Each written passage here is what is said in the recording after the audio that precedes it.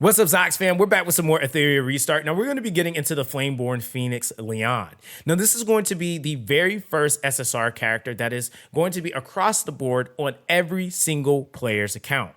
Not only is this an insanely good Animus for progression, but this is also a extremely valuable Animus because there are a ton of resources and rewards attached to investing in her. Now, to get a little bit deeper into what she's bringing to the table, Lian, simply put, is an AoE DPS with the ability to self-sustain herself, as well as also being able to turn manipulate her opponents. Now, when we jump into her skill 1, the Infernal Blade, Lian channels flames around her blade for a chain cast, dealing 3 hits of 90% damage to a single enemy, and recovering HP equal to 40% of the damage dealt. And then with the 9-fold flame, for each type of buff Lian has, the damage dealt increases by 6% up to 5 stacks. So you're getting some self-sustain from the skill 1, and then you're also going to be seeing there be an emphasis of promoting her being on buff-oriented teams, because then she'll be able to increase her overall damage just from her skill 1 alone. Now, when we get into her skill 2, the Blazing Wings, Lian releases several small phoenixes, dealing 4 hits of 160% damage to a random enemy,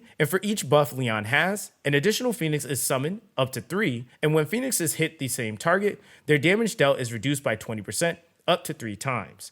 Now, don't fret that this is being reduced by 20% for each of the hits on a single enemy, because this is still a great cleanup ability.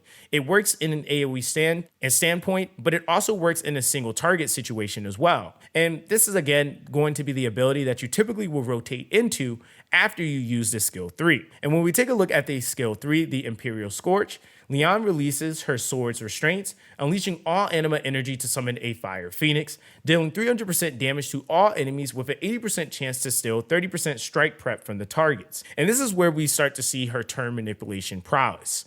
And this is essentially going to be your very first character that's going to allow you to do this. This is giving her value in not only PvP, but also in PvE content, and making it to where you can seamlessly, if you're able to steal strike prep from at least 4 targets, it's going to allow you to be able to basically rotate into another turn, going into your skill 2, which is going to allow you to further finish off characters that you didn't finish with the initial skill 3, and then having the skill 1 to be able to restore some health as needed. And so she has a really solid kit that's going to allow her to be quite effective as a DPS, but also allowing her to maintain not only turn meter, but then, of course, being able to self-sustain herself. Now, as far as module set bonuses, I definitely would recommend the Onslaught set, which at a max matrix of 12 is going to be giving you an attack increase of 45%. And of course, you have some other sets that also can be of value to a character like Lian, which is going to be Swift Rush, which is going to be giving her that speed value of 35 at a 12 matrix set bonus. And then of course later on, as you start to push into some of the more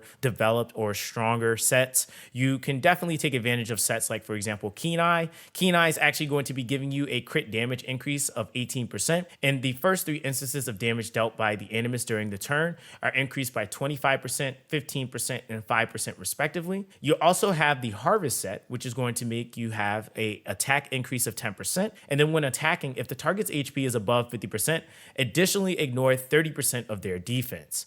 And of course, I would definitely say another set that's going to be very high in value for a character like Lian could definitely be ones like Bramble set, which is going to be allowing you to basically have the opportunity of getting 10% more defense.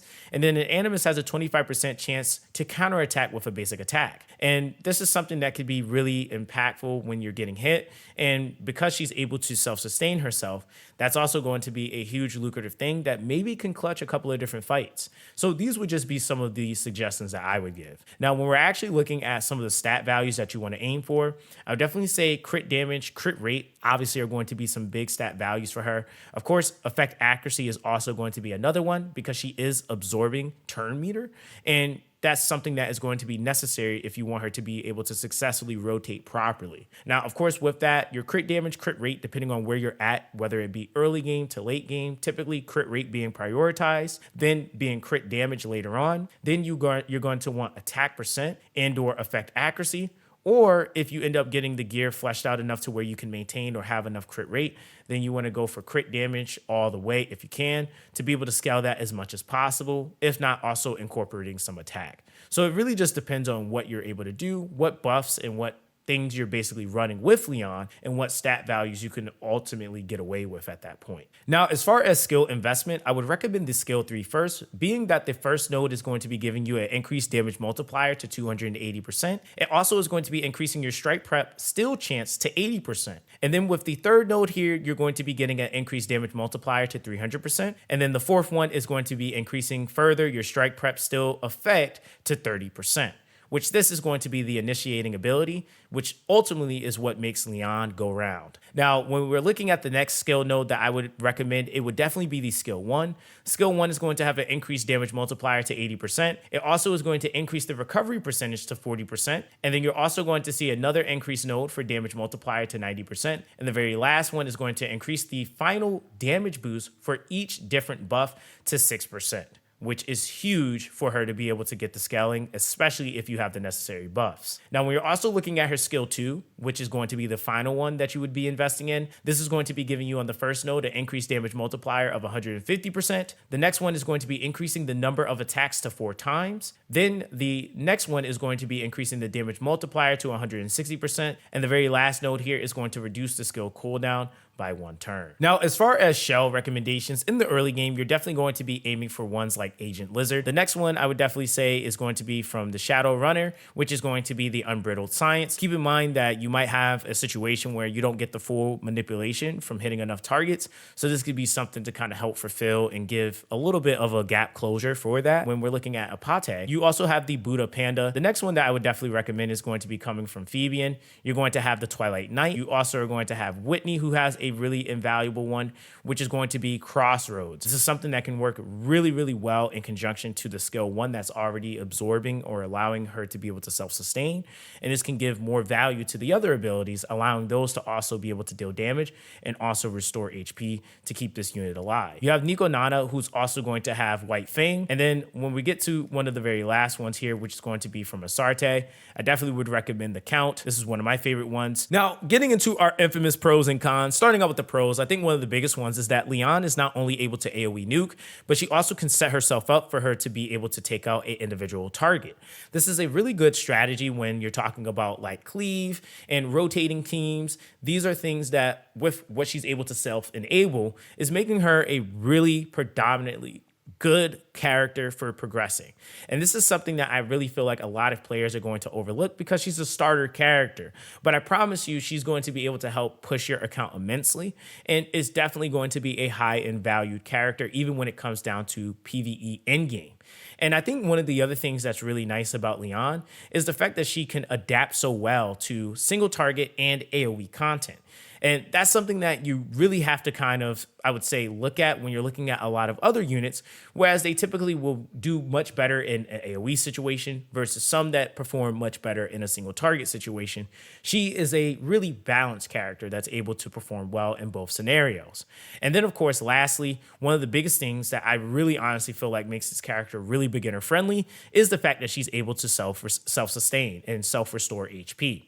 This is something that is really high in value, and I would argue is even outside of gear, right? And this is something that when you're talking about innate value and what the character is able to do out the box, Lian does a lot of different things that really I would say is a huge thing that you would want from a DPS that typically tends to be squishy. So not only is she squishy, but she has the ability to restore HP value, which you can argue that a lot of other DPS, as they may be able to deal much higher or even having really high DPS, they're not able to self-sustain themselves out the box.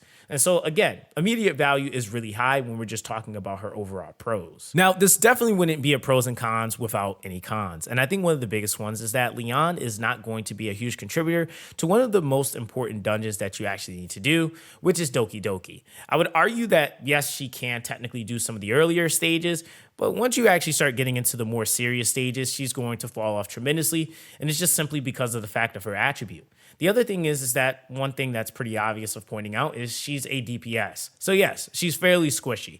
Granted, the self-sustain does help, but it isn't an end-all be-all solution to the fact of her taking tons of damage and getting hit hard. right? Now, I also would say that one of the other cons that is presented with Lian is the fact that she needs to be maintaining her turn manipulation. This is one of the biggest aspects of her gimmick, and this is what allows her to be able to funnel her kit seamlessly. In any scenario where you're not able to do this successfully, you have to try to figure out ways for you to make up the difference in turn meter or strike prep push, or you're going to have to try to find a way for her to be somewhat more effective in a different way. But this also just kind of varies based off of the content you're doing. So that's going to be that with our character overview for Flameborn Phoenix Lian. As always, definitely let me know what you guys think in the comment section down below. Also, make sure that you guys subscribe to this channel so that you don't miss out on all the guides, the news, the podcast, and everything that we're going to have on this channel for Etheria Restart. I appreciate you guys for tuning in. All you guys stay blessed, and I'll catch you guys in the next one.